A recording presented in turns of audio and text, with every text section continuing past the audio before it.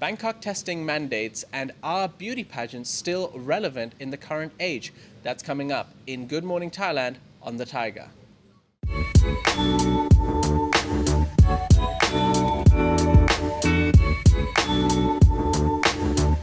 Hello and welcome to Good Morning Thailand. I'm Jay. This is Tim. And Tim's got a yes or no sign.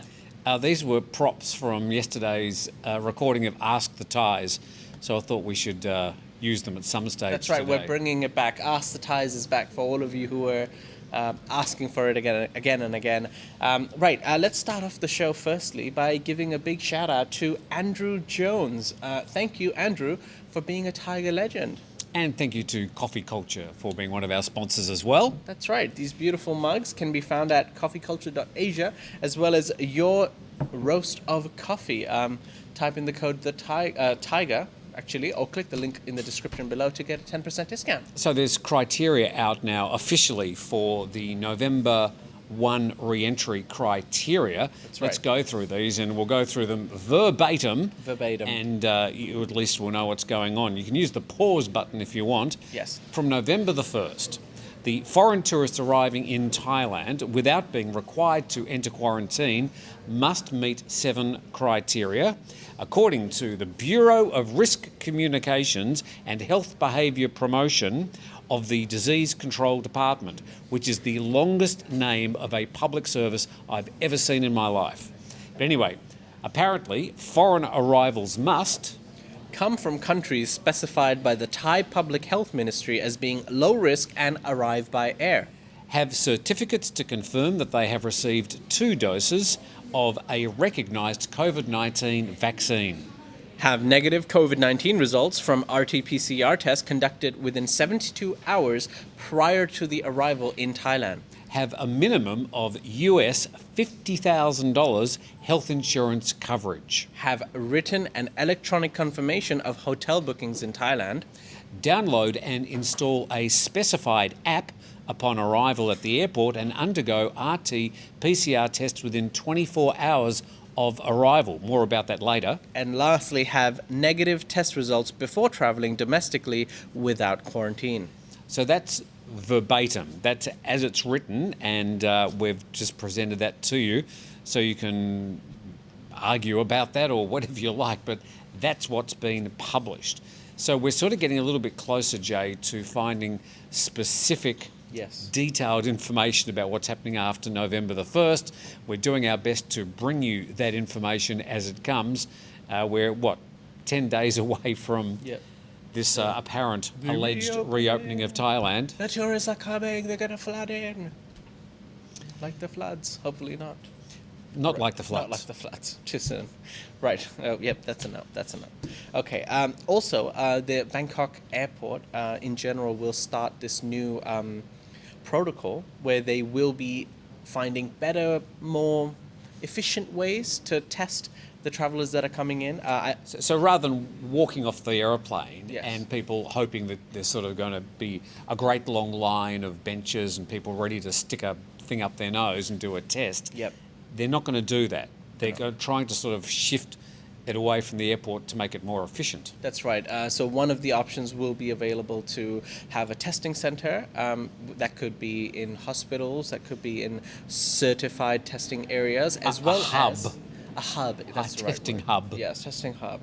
As well as hotels, which would delight a lot of people. So you can hotel limousines will be able to travel and transport you to the SHA Plus hotel, where you can be more comfortably tested and await your results. Well, this is the thing. This is the key as I wave my thing around. By the way, if you want to know what a PCR test feels like, just put your head back, Jay. I'll just pop this up there. What? What's that? Look on the ceiling. Ooh. It's about that big too. No, it's quite thin. It's really thin. But it's not a pleasant experience. Apparently. It is not a pleasant I have not had it. I am not going to have it. I've somehow been able to avoid having it. So let's hope that continues. But this thing about the government is now asking people, when you book to come to Thailand, you're going to have to book an ASQ or quarantine hotel for your first night, because you've got to wait for that result to come through. So, I mean, somebody called it house arrest, but they're probably not that wrong. I mean, you will be required to stay in your room until you get your test back. Now, that's probably going to be 12 to 24 hours. So you will have to book accommodation. Now, there's questions coming through about, well, what happens if I booked a flight to Bangkok and then I'm getting on another plane to Samui or Phuket or Chiang Mai? Well, there's going to have to be a sealed flight, so they're going to have a way of getting you off the plane and to the gate of the next plane. I'm not sure how that works, but again, we are awaiting details. Yep. All right. Let's move on to our next topic, which is now we're going to be treading lightly here. It's about the OA visa, also known as the retirement visa. Oh, Here we go. table just collapsed. We are still currently waiting for our original table. There we are. That'll before last for Tim the rest of breaks the show. set. Right. OA retirement visa. Okay, so yesterday we announced a story that was published in Thai PBS World, and we pretty much passed it on verbatim. We understand that there were as many questions created by discussing the particular story as there were by publishing it. Now, the Bangkok Post and Thai PBS World have gone about trying to publish some further information about that today. After reading it, both Jay and I decided that we're not going to pass it on because it just adds more confusion. That's right. And I thought the stories were both very, very opaque and didn't really elucidate or give any further detail on what we'd already passed on. Right. So we'll just wait for that particular story just to sort of find its way through to some clarity, because that clarity doesn't exist at the moment. So if you are applying for a retirement visa, if you're renewing your retirement visa, if you're getting an OA visa from outside the country or within the country, then there seems to be a certain amount of confusion at the moment. We will clarify that for you as soon as we know. That's right. Stay tuned for more information on... Did I do okay on that one? You did it very well. Very well. That's a pass. That's a pass. Good. We approve. As usual, you can find more information and up-to-date information on thetiger.com. We're going to take a quick break, and when we come back, we're going to be talking about some drama surrounding the beauty pageant. Oh, yes. Drama. And whether beauty pageants are even still relevant in the current age, as well as a woman has died after receiving her first vaccine in Lampang, Thailand. That's all coming up on Good Morning Thailand. We'll be back right after this.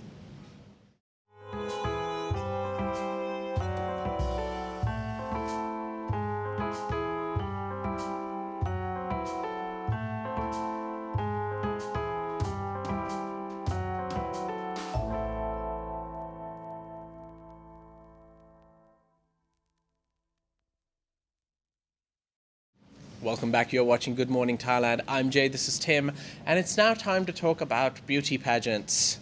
Have you been in a beauty pageant? Not lately, no. I'm over the age requirement. So we're going to have a talk about some beauty pageants in Thailand in just a moment, but I noticed a headline this morning. The headline said, Miss France pageant faces lawsuit for requiring all contestants to be at least 5'5", unmarried and child-free. So it makes me wonder, in 2021, is there a place for beauty pageants anymore? Now, in the country of my birth, Australia, beauty pageants are a bit on the nose. They're they're seen as quite discriminatory, exploiting women, all the usual stuff. And in other Western countries, the same sort of thing has happened. I think in some Western countries they're even banned. But in Thailand, they love beauty pageants. Yes, extremely. They adore, they worship. Social media is just right. And not only do they love the beauty of the contestants, they love all the drama surrounding them, the drug dramas and things. What do you think about beauty pageants? Personally, I mean, it's strange. I feel strange to even comment on something that I completely don't understand. Jay feels strange. Yes. I mean, as a man who has never really watched or has anything to do with beauty pageants, I mean, clearly, me and beauty don't go together. So you've never watched a beauty pageant? No. I've seen like highlights on YouTube and stuff. I know what they're all about. It's Time Miss World and, they say random countries, and actually I've been fortunate enough to have two friends from my high school who have been Miss Universe Philippines and Miss Universe Thailand. How about that? Small island in Phuket, from the same high school. You know all the best people. I know all the best people, I guess. Yeah, very smart, young, beautiful women. But I think personally, I have a younger sister, and I feel like for any woman at a young age, no matter where they come from, no matter how rich or poor they are in this world of inequality, injustice, racism, and prejudice, if that brings hope to some little girl somewhere to aspire to be someone more or do something more in life. But it is about good on them. prejudice and discrimination. It is. Look, now a lot of controversy surrounds beauty pageants, and people have their opinions on that it's you're giving false hope, you're setting unnecessary, difficult beauty standards, and this and that. There are a lot of bad things, but there are some good things as well. So there is a one beauty pageant in Thailand called the Miss Grand Thailand. Okay. Is that correct? Miss Grand Thailand? Miss Grand Thailand, yeah. Miss Grand Thailand. Okay. So this is and it's been around since 2013, organised by Kun Nawat. Oh, here we go. Kun Nawat Itsara Grisen. How did I go? Let's just go with that. Okay. So he's the gentleman that's been organising this. It's been a bit controversial. And over the years, he has included in the questions for the contestants, what do you think about the government? And apparently some of the contestants have been a little bit derogatory about the Prime Minister, Prayut, and also the performance of the government. So he's got somewhat of a reputation, as has the pageant, for being a little bit anti-government. Now, this year, they are going to be holding the final on the 4th of December at the DC show, just down the road here. Oh, cool. From Asok, a big entertainment complex, big grand night, and they all come out in their costumes. The Miss Grand International is also famous for some of the costumes they wear. Mm-hmm. Remember the last year, there was the year before, the Miss Thailand was all dressed up in a tuk-tuk. Oh no, that was I think I know what you're talking about. That was I think Miss Universe, where she won the best costume design, and she had a tuk-tuk, and that picture got quite famous. Yeah. So there is that big costume thing that causes its own controversy. But the organiser of Miss Grand National is going to go to Phuket to do a bit of a promotion for 2 or 3 days, stay down there, because they wanted to get behind the sandbox and the promotion of tourism in the country and use the beauty pageant. But because of his the anti-government rhetoric, and he was asking for money from the government to pay for all the contestants to go down there, and getting the TAT to support the promotion of Phuket with all these lovely-looking ladies, they've said no. And there's been quite a lot of anti-Miss Grand International narrative directed at him because of his anti-government stance. Mm-hmm. So, bottom line is that these beauty contests always seem to attract controversy. Yeah, they're good sides and bad sides. A lot of the women who actually win the pageants are allowed to support charities and do a lot of charity work and help communities. But then again, people who don't agree with it will talk about the things that they don't like. People who do like it and agree with it will support the good things that come from it. So it's a topic that will just be debated forever and ever. I've just announced today here on the show, I'll go to camera 2 over here. Yep. I'm going to stand as a candidate for Miss Grand Thailand 2022. Tim, I feel like one of the requirements would be to be a female. Well, that's discrimination. I see. It's my right as an Australian man to be a woman and be in the... Just bring Australia in for no reason. And Miss Grand Thailand International. I'm going to call Kun Nawat Itsara Grisin. Yeah. And I'm going to say I want to be in the... What a great opportunity. What a controversial opportunity. One of the compares of, or MCs, or what are we, commentators, hosts of Good Morning Thailand, going to be in their tawdry little beauty pageant. I'd be really raising and elevating the tone. Some sad news today. Yes, this is for Tim. Some sad news today. A woman in Lampang has unfortunately died after getting a vaccine shot. So What are the details? A 26-year-old, Kun Kanyarat Sang Sawang, died on Monday in the Mueang district, which is in Lampang. Died after receiving her first shot of Sinovac vaccine. Her first shot. That's right, her first shot. And so obviously this is causing quite a lot of controversy. That's People right. love to jump on these particular incidents. That's right. What do we know about her? Well, her mother, Kun Metikan Insang, came out to say that she was, after her shot, she was suffering from fever, exhaustion, tight chest, and her symptoms just kept on getting worse and worse. After, unfortunately, she passed away on Monday, the doctors have come out and said that the reasons were she died of infections and low blood pressure. However, Kun Metikan, who is her mother, blamed the vaccine being the main reason. All right, so of course there'll be people who will jump on that particular story and say that it's the vaccine that caused her death, and we'll have to wait for some sort of autopsy from the hospital until we get a final result as to what actually caused her death. Right, more on that on the Thaiger.com. Tim, talking about vaccines, and we were slightly talking about this topic yesterday as well regarding vaccine mandates. Oh, yes. Now, it is not mandatory to get a vaccine in Thailand yet. However, in some places, like we were talking about, even if you're not forced to take the vaccine, you might in a way be forced to take the vaccine because you wouldn't be allowed to do certain things, so you would have no choice at the end You're of the sort day. of coerced. Coerced, that would be a proper Because if you want to get on an aeroplane, or if you want to do this, or if you want to do that, go to work. yeah, I mean, some workplaces may or may not have a vaccine mandate. I should say here, the Thaiger doesn't have a vaccine mandate on staff. It's up to them to make that choice. But other workplaces, being private organisations, can impose a vaccine mandate if they so choose. Now, interestingly, the Australian Open, which is one of the big four Tennis, right? grand tennis slams. One of the grand slams. Australian Open, Wimbledon, French. US Open and French Open. There you go. So the person who won the Grand Slam won the Australian Open last year in Australia was Novak Djokovic, Yep. who I think is number one or number two or currently in the world standings. Oh, we're going to get complaints about that because I didn't actually check. But the Australian government is saying for all the people, all the contestants in the Australian Open this year, you're going to have to be double vaccinated before you can come and join in the event. And Novak Djokovic has said, well, I'm not actually going to declare my vaccine status. I may not be coming.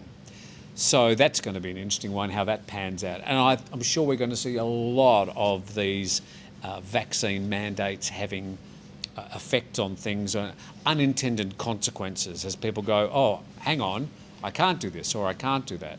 So, yeah, it'd be interesting to see who's going to back down on that particular one. Yeah, quick confirmation, he is a world ranked number one, Novak Djokovic. So Thank you for checking. a big star. Thank you, Google. Thank you, Google. Right. Anyways, again, more on that on the Thaiger.com. As for now, those are all the topics we have for today. Tim, anything to add? Yes, I have. Where is it? I have another one here as we just fill in time. Fill in time. I'd like to take this moment to let Tim talk. Public holiday tomorrow. Yes. So there's going to be a public holiday. It's King Chulalongkorn Rama 5 Memorial Day. Yes. Which actually tomorrow, it's actually Saturday, but they're going to hold it tomorrow so that they create a long weekend out of it. That's right. As is their want. And we're actually going to be doing a special day of Thaiger episodes tomorrow. So we will plan to do GMT live. So Good Morning Thailand will hopefully be live. We'll still do Thaiger Bites. We'll have a special video out that Tim shot last weekend with Friso and Greg regarding the slums and the current situation in Bangkok. So that's a special video. Are we doing Thailand News today? We are not. Tomorrow? Yes. Haven't decided. Haven't decided yet. So, undecided. Yeah, undecided. Undecided. So yesterday, another thing that caught my attention was a new drone postal service Yes. launched by the Prime Minister. And what I liked about it is the signature headline on the media release said, Minister of Digital Economy and Society, Thailand Post uses digital technology to accelerate healthcare services for limitless quality of life nationwide. Okay. Basically, what it is a drone which is now for Thailand Post delivering medical supplies to communities that are a bit hard to get to. Okay. So I'm not sure how that's even slightly digital. I mean, it's a drone. It's got propellers and nothing digital about a drone. So that's caught my attention, and here's a photo of it. And so now you know. Right. Drones have been around for a while. I think the government and officials should know about drones. But anyways, this is digital technology to accelerate healthcare services. It feels like something you say to, like, more mature people to make them feel like, hey, this is new technology. But apparently it's helping limitless quality of life nationwide. Well, good on them for providing medical assistance to people in need. That's a yes. Okay, that's it for today. We hope you've enjoyed the episode today. If you have any comments, please leave them in the comment section below. Once again, you can comment on our YouTube videos, on Facebook, on Instagram, and Thaiger Talk Forum as well on the website. And we're dangling off the veranda tomorrow. That's right, we are. Ooh, Special episode tomorrow. Stay tuned. Thank you, Tim. Thank you. Thank you, Shai, behind the buttons, and thank you, Jason, who is editing something else. He doesn't show any love for Good Morning Thailand anymore. He's moved on to bigger and better things. Shame. He doesn't even look at me anymore. He doesn't even say hello. Anyways, thank you to all. Earphones in his. He's listening to loud, raucous He's always music. busy, isn't he? Yeah. Yeah. Anyways, thank you to all the viewers for joining us today. We'll see you tomorrow.